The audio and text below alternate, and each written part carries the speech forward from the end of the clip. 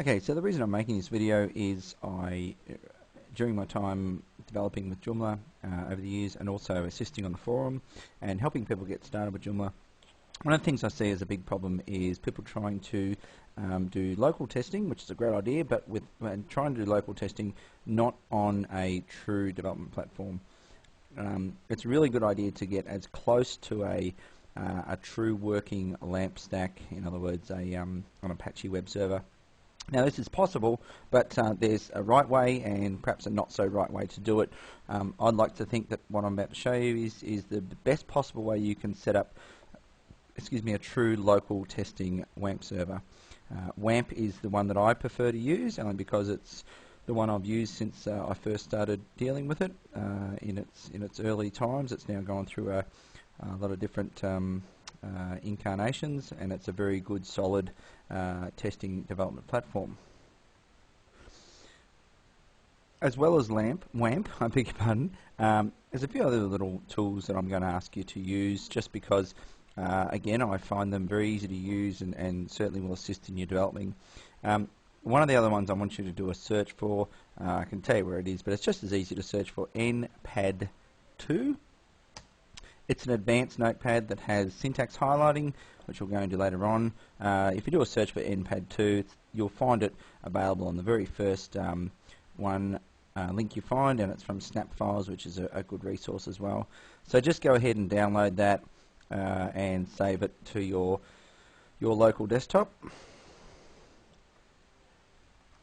And while we're at Snap Files, another one you can grab, which we'll need later on, is some type of SMTP server for your local machine.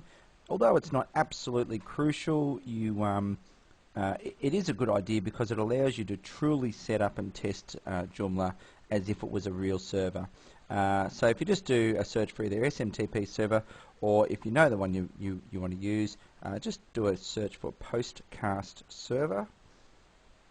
And that should go right ahead and find it. There it is there. So go and grab that, and we'll install that a bit later as well. And of course you will need Wamp, and you'll find Wamp at www.wampserver.com. And if you want to just skip ahead and just type in there EN for English, if that's what you are.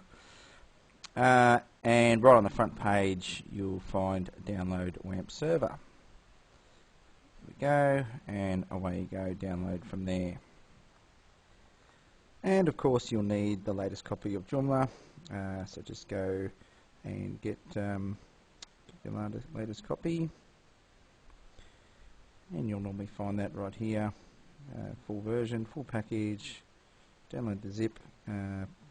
Personally, I always prefer to download the tar, but that's just a personal decision, only because you can also use it on to more effect on a LAMP server.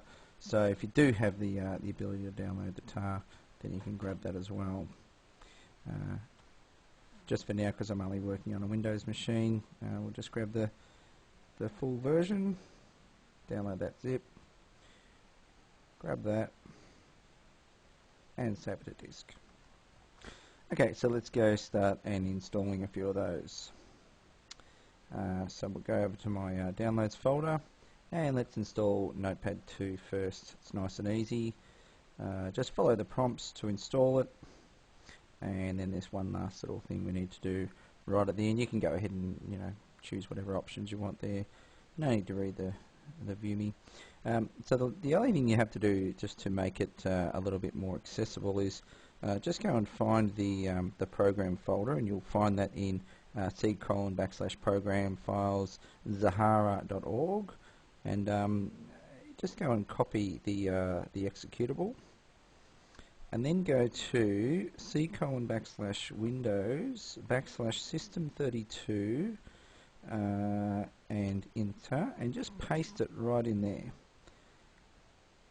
And the reason you do that is once it's in the System32, then in order to run it, and this is my favourite way of being able to run things, just go Start Run, or Windows key R is also the other shortcut to it, and just type in NPAD2, and it will just start it straight away, and there it is. And Npad 2 doesn't look very fancy, but it's got great syntax highlighting, and we'll use that lots later on. So you can just go ahead and close that for the moment. Okay, let's go ahead and install Wamp. Again, go to your download folder, and I've deleted Wamp. Hey presto, it magically reappears. So click on the executable, the installer for Wamp. Again, follow the prompts. That last prompt there was just advising you not to upgrade from the previous versions of Wamp, so we're doing a fresh install here. Go ahead and follow the prompts. Leave that one as standard, that's a good idea. And you can tick these if you'd like. I prefer not to. Click on install, and away it goes. You might get a little prompt about Firefox being your default browser. You can tick yes if you'd like, and you can go ahead and do that. It should finish. Ask you a couple little questions. This is why we have an SMTP server. So localhost is fine. You can put whatever you like here if you have one. If you don't, then just you can even just simply put info if you like. We can change that later on, and trust me, don't worry about too much about that at the moment. And go ahead and launch the Wamp 2 server now. You should get a message something like this if you've got standard Windows. If it might be something else, you might have Vista. It might show you a similar alert, but just suffice to say you want to go ahead and unblock that.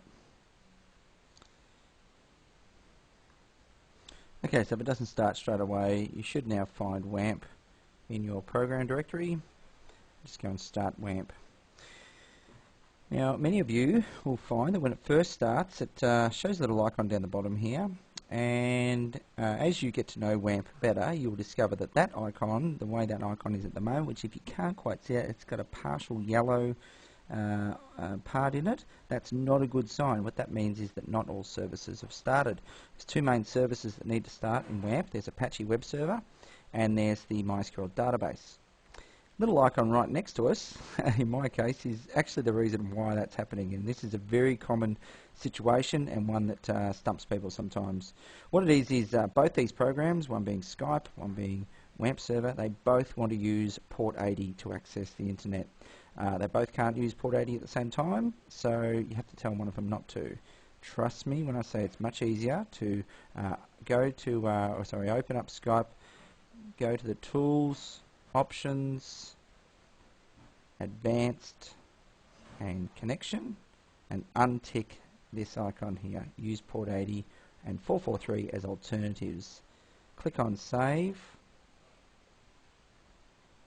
close that, and also just close Skype for a moment, and then click on the left click on the Wamp icon and click on Restart All Services, and we should find that now it shows a full white logo icon, I should say. Okay, so just to prove that we are working, let's go and hit localhost. Oops, move that across. Localhost. That is the command, which I'll show you where that comes from later. That is the command to tell your browser to point to your default www directory. And there it is. So what it says is, it says go and look at your own computer, and have we got a web server running on our local computer? And if we have, tell that web server to go and serve that its default page. And that's what we're now looking at. So we feel very proud of ourselves. Just to go one small step further, just to prove that it is in fact working. If we go to our C:\wamp directory, and into the www directory. This is where we're going to store all our projects and all our websites.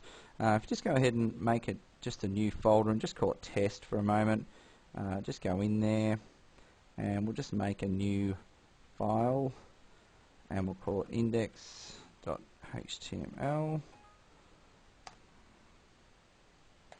and we'll open that up with Npad 2. We'll just type in there hello world. And we'll save that. So now we'll go back to our browser and type in /test, and there we go. So we feel very proud of ourselves now. We have a working web server on our computer.